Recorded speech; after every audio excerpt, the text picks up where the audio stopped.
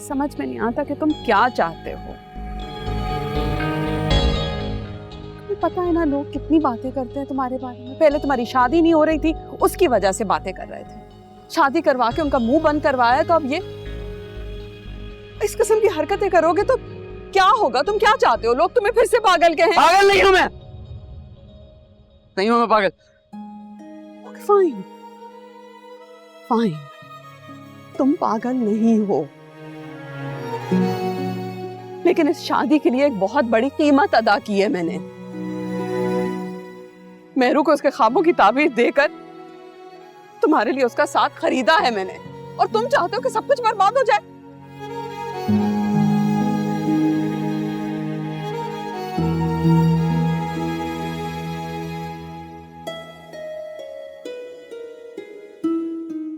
Sorry,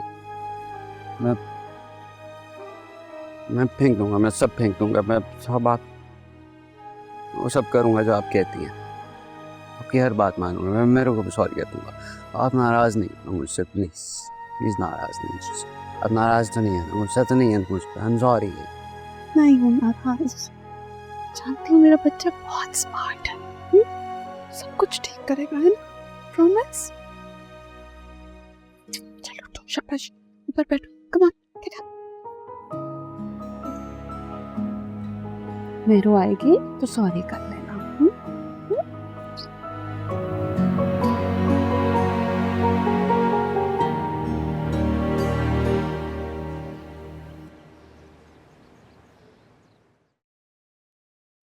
बेटा, जैन तुम्हारे साथ नहीं आया? नहीं अब्बा, मैं तो शॉपिंग करने निकली थी, यहाँ से गुजरना हुआ तो सोचा आप लोगों से मिलती चलूं। बेटा, नई नई शादी हुई है, अगर आप दोनों आते तो बहुत अच्छा लगता। अब्बा, उन लोगों में ऐसा नहीं होता, बड़े लोग हैं ना, तो बड़े लोगों की अपनी अपनी मसरूफियात होती हैं। आप भी अजीब हैं। बेटी अभी आई है, अभी बैठी भी नहीं ठीक तरह, और आप शुरू हो गए। मेरे कहने का मतलब ये था कि रहने दे अपना मतलब। हम ना, चलो अपने कमरे में चलते हैं, फिर वहां जाके तुम्हारी शॉपिंग देखूंगी। चलो तुम यहीं बैठो, मैं ही चला जाता हूँ, यहीं देखो शॉपिंग। जाएं जाएं। ये अल्लाह, ये कितना खूबसूरत है।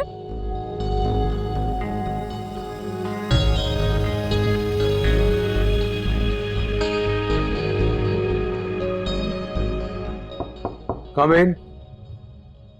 आओ आदि, बैठ। जी सर।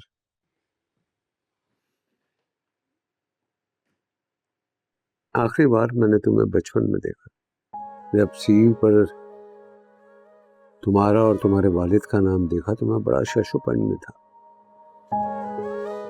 सच पूछो तो उस दिन तुम्हें जज करने के लिए ही मैंने अपने कमरे में बुलाया था।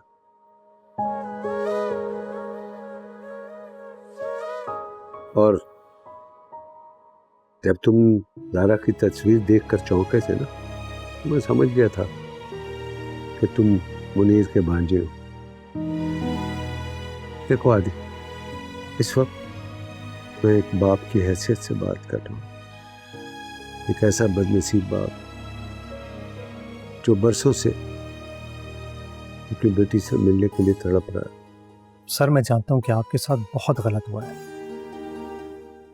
पर शायद आप नहीं जानते कि उस घर में ज़ारा के साथ भी कुछ बहुत अच्छा नहीं हो रहा है।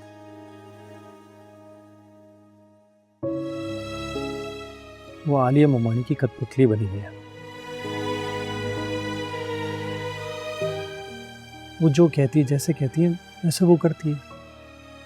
अगर मोमानी हुक्म दे दें कि सांस नहीं लो, वो सांस नहीं लेगी। वो कोई फैसला नहीं ले सकती, कोई ख्वाब नहीं देख सकती। आलिया मोमानी की मर्जी के बगैर वो कुछ नहीं कर सकती। मैं समझ सकता हूँ आदि, बस एक बार तुम ज़ारा से कहो कि वो मुझसे मिल ले। मैं बरसों से उसे गले लगाने के लिए तड़प रहा हूँ, और मैं अब उम्र के उस हिस्से में पहुंच गया हूँ कि उसकी नफरत अब मुझसे बर्दाश्त नहीं होती।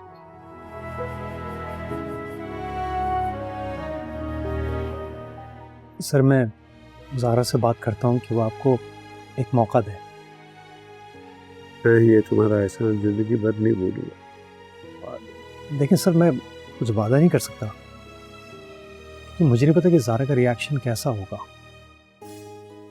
लेकिन मेरी कोशिश पूरी होगी। Thank you so much. Thank you.